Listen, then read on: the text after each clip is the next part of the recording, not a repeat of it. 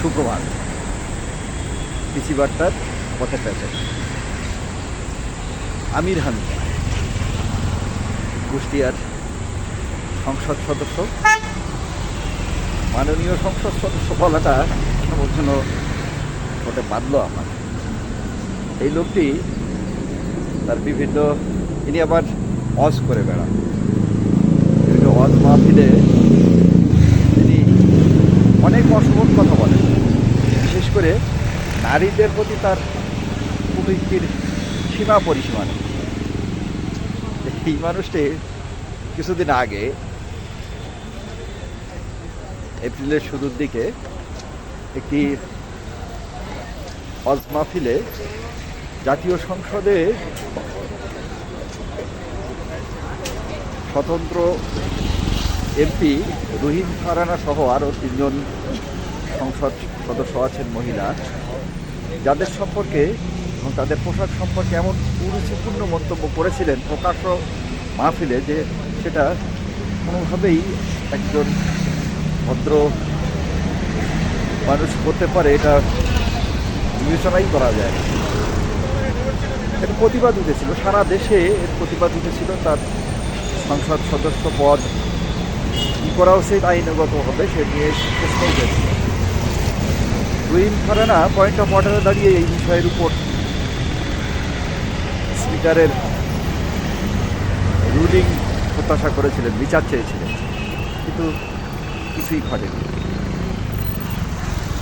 এরপর আরেকজন সরকারদলীয় এমপির বক্তব্য, বিশেষ করে মুক্তিযুদ্ধ সম্পর্কে তার বক্তব্যের প্রেক্ষিতে এই এমপি আমির হামজা এমন একটা মন্তব্য করলেন এবং মানহানিকর কথা বললেন, যে কারণে ওই এমপি ক্ষুব্ধ হয়ে তার বিরুদ্ধে আইনগত ব্যবস্থা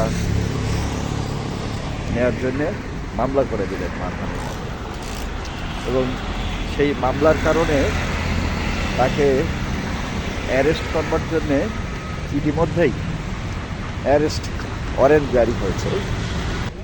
কিন্তু আমার কেমন যেন সংশয় হচ্ছে এই এমপিকে শেষ পর্যন্ত পুলিশ খুঁজে পাবে কিনা। আমাদের দেশে বহু নিদর্শন আছে যে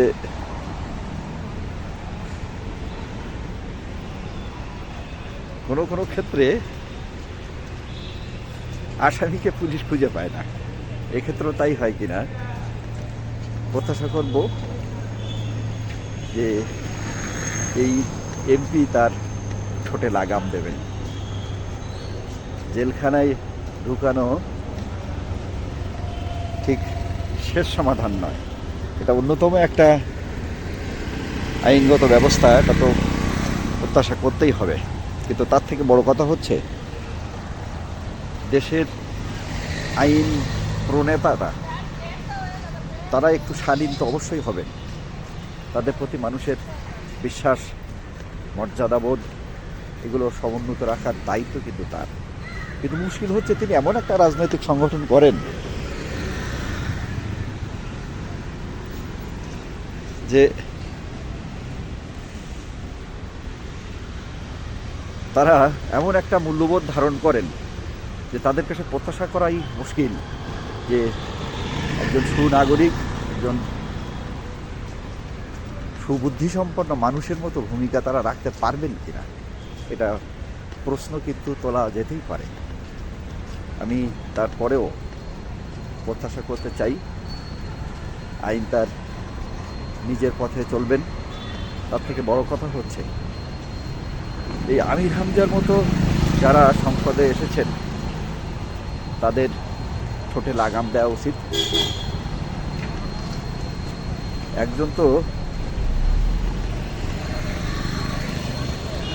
নবীর কটূক্তি করার শাস্তি হিসাবে মৃত্যুদণ্ড আইন পাশ করবার জন্য সংসদে বক্তব্য রাখলেন। আমাদের দেশে এরকম বহু ঘটনা, শুধু আমাদের দেশে না, পৃথিবীর দেশে দেশে বহু ঘটনা ঘটেছে যে ধর্মে অবমাননা করেছে অথবা ধর্মের যারা ধারক তাদের প্রতি অবমাননা করার কারণে তাদেরকে হত্যা করা হচ্ছে, যদিও আত্মপক্ষ সমর্থনের কোনো সুযোগ দেয়, মব সৃষ্টি করে ওই মানুষটির একবার কয়েক মুহূর্তের মধ্যে জীবন প্রদীপ নিভিয়ে দেওয়া হয়। এই যখন অবস্থা, সেই সময় আমাদের মতো একটি পশ্চাৎপদ দেশ, যেখানে মানুষ গুজবটাকেই বিশ্বাস করে এবং সত্য মিথ্যা যাচাই করবার সুযোগই পায় না, সুযোগ নেয়ার চেষ্টাই করে না, এটা ধরেই নেয় যে এই কাজটি হালাল কাজ, এই কাজটি তাদের করতে হবে, তাতে তার ধর্ম রক্ষা হবে, অথবা তিনি পরকালে অনেক স্বভাব পাবেন, অনেক শান্তি পাবেন এবং বেহেশতে যাবেন। এই যে বেহেশতের কথাটা বললাম এই কারণে যে যেহেতু আমাদের দেশে নবী রাসূলের অবমাননা করা হয়েছে, এই অভিযোগে বহু মানুষকে খুন করে ফেলা হয়েছে, বহু মানুষের ঘরবাড়ি পুড়িয়ে দেওয়া হয়েছে, বহু মানুষকে লাঞ্ছিত করা হয়েছে, নারীদেরকে লাঞ্ছনার শিকার হতে হয়েছে।